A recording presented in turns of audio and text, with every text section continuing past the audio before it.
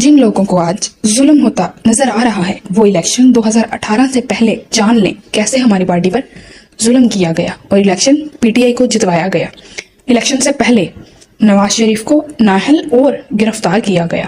Party صدارت چھین لی گئی، مریم نواز کو نااہل اور گرفتار کیا گیا، حنیف عباسی کو نااہل اور گرفتار کیا گیا، کیپٹن صفدر نااہل اور گرفتار کیا گیا، راجہ قمر اسلام گرفتار کیا گیا، طلال چودھری نااہل کیا گیا،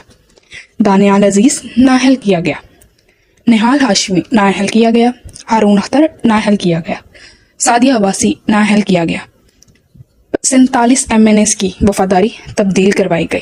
69 MPs کی وفاداری تبدیل کروائی گئی، 25 ارکان سے ٹکٹ واپس کروایا۔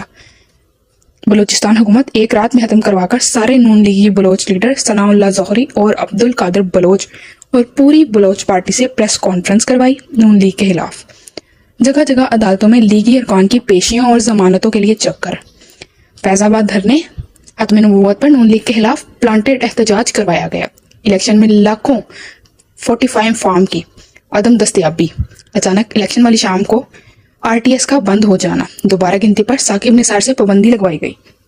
عدالتوں اور اداروں کا نون لیگ کے خلاف استعمال کیا گیا۔ الیکشن کے بعد نواز شریف دوبارہ جیل میں، مریم نواز دوبارہ گرفتار، شہباز شریف 2 بار 10 مہینے گرفتار، حمزہ شہباز 22 مہینے گرفتار، سعد رفیق 16 مہینے گرفتار، سلیمان رفیق 16 مہینے گرفتار، شاہد حقان عباسی 7 گرفتار، مفتاح اسماعیل 3 ماہ گرفتار، خواجہ آصف 2 مہینے گرفتار، احسن اقبال 55 دن گرفتار، جاوید لطیف 3 ماہ گرفتار، عباس شریف کا بیٹا گرفتار، فواد حسن فواد گرفتار، احد چیمہ گرفتار، کیپٹن صفدر کراچی ہوٹل سے دوبارہ گرفتار، کھوکھر برادرز گرفتار، رانا ثناء اللہ کو 7 ماہ گرفتار، رانا مشہود گرفتار، عطا اللہ تارڑ گرفتار، حافظ نعمان گرفتار، کامران مائیکل گرفتار، خواجہ عمران نذیر گرفتار، عبد الغفار ڈوگر گرفتار، سینیٹر عرفان صدیقی گرفتار۔